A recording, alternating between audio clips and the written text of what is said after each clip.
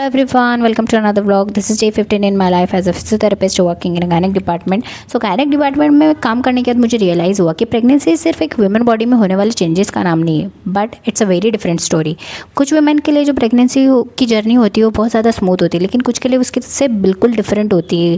Physically और emotionally दोनों challenging होती है.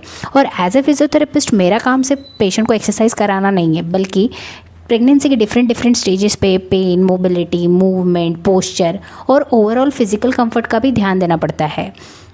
और मुझे सबसे ज़्यादा ये समझ आया कि प्रेगनेंसी में वुमेन बॉडी को कितना कुछ टॉलरेट करना पड़ता है और कितना कुछ एडजस्ट करना पड़ता है. कभी उसको बैक पेन होता है, कभी उसको पेल्विक डिस्कम्फर्ट होता है, कभी उसको मूवमेंट में डिफ़िकल्टी होती है, कभी स्वेलिंग होती है, कभी नोज़िया, कभी वोमिटिंग, लेकिन फिर भी वो अपनी डे टू डे लाइफ को अच्छे से कंटिन्यू करती है.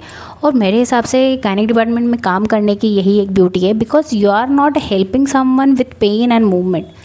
You are helping women to feel stronger and confident during one of the biggest transition of her life. And one more thing, every pregnancy journey is different from each other. So be kind, be patient and be supportive. आज के लिए बस इतना ही. कल फिर से मिलेंगे with new vlog. कल तक के लिए bye bye. See you tomorrow.